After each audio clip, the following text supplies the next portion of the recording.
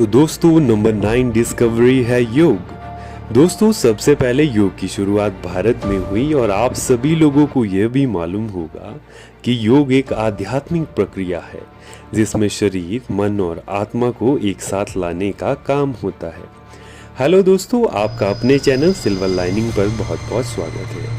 अगर आप लोगों ने इस वीडियो के पार्ट 1 में मेंशन 8 अनोखे भारतीय आविष्कारों को नहीं देखा तो आप इस वीडियो के डिस्क्रिप्शन में दिए गए लिंक को विजिट कर सकते हैं। तो दोस्तों अब चलते हैं योग के हिस्टोरिकल बैकग्राउंड की तरफ। भारत में योग की परंपरा काफ़ी पुरानी है। भारत में मोहनजोदड़ो की खुदाई से प्राप्त योग मुद्राएं तकरीबन 5000 साल पहले की रिकवर की गई है। दोस्तों वैदिक काल में एकाग्रता का विकास करने के लिए और सांसारिक कठिनाइयों को पार करने के लिए योगाभ्यास किया जाता था। दोस्तों महाभारत, भगवत गीता और उपनिषदों में भी योग के बारे में बहुत ज़्यादा जानकारी मिलती है।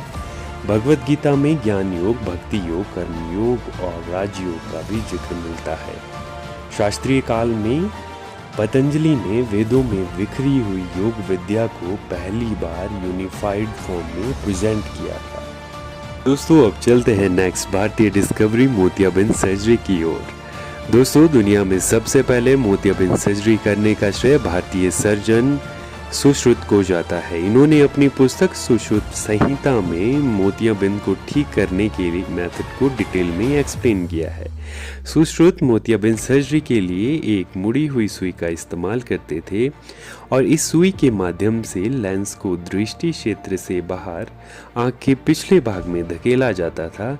इसके बाद आँख को शुद्ध गर्म बटर लगाकर पट्टी कर दी जाती थी।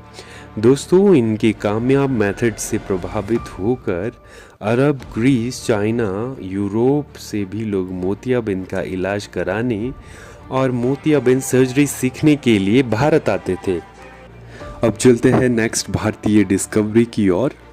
दुनिया में सबसे पहले आयुर्वेद चिकित्सा प्रणाली की खोज भारत में 5000 सालों पहले हुई। आयुर्वेद दो संस्कृत शब्दों आयुष और वेद से मिलकर बना है जिसका शाब्दिक अर्थ होता है जीवन का विज्ञान। दोस्तों भारतीय विद्वानों धन्वंतरी, चरक, सुश्रुत को आयुर्वेद को व्यवस्थित रूप देने का भी श्रेय दिया जाता है। आधुनिक भारतीय हिस्टोरियन का यह भी दावा है कि आयुर्वेद अथर्ववेद का एक अभिन्न हिस्सा है। आयुर्वेद भारत में वैकल्पिक पारंपरिक चिकित्सा प्रणाली के रूप में विकसित हुआ है। यह विशेष रूप से आहार, हर्बल उपचार, व्यायाम, ध्यान, श्वास और भौतिक चिकित्सा पर जोर देकर एक व्यापक समग्र दृष्टिकोण का उपयोग करके शरीर, मन और आत्मा का इलाज और एकीकरण करना चाहता है।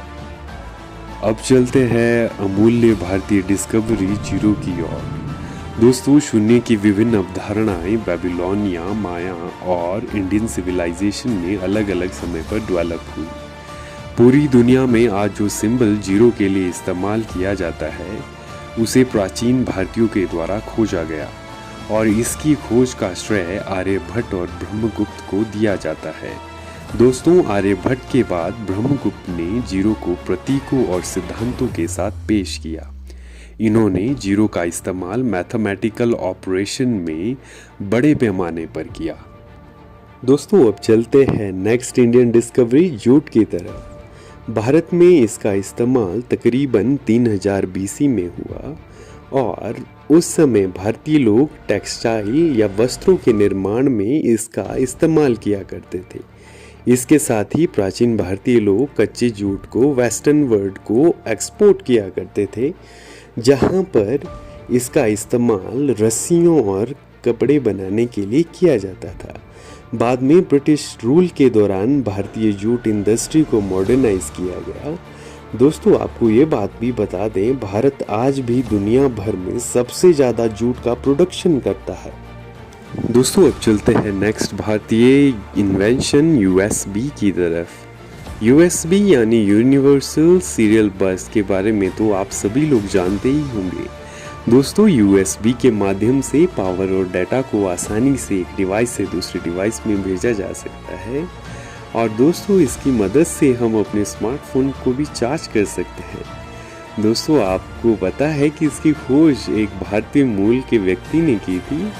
जी हाँ, इंटेल कंपनी के chief client platform architect Ajay Bhatt को इसकी खोज का श्रेय जाता है। दोस्तों अब चलते हैं क्रेस्कोग्राफ की तरफ। क्रेस्कोग्राफ पौधों में ग्रोथ को मापने का एक यंत्र होता है। इसकी खोज का श्रेय प्रसिद्ध भारतीय साइंटिस्ट जगदीश चंद्र बोस को जाता है। दोस्तों जगदीश चंद्र बोस ने पहली बार क्रेस्कोग्राफ के माध्यम से ये साबित किया कि पेड़ पौधों में भी जीवन होता है। दोस्तों इन खोजों के अलावा प्लास्टिक सर्जरी, जिंक की smelting, would steel decimal system, optic fibre, wireless communication जैसे महत्वपूर्ण आविष्कार भारतीयों के द्वारा किए गए।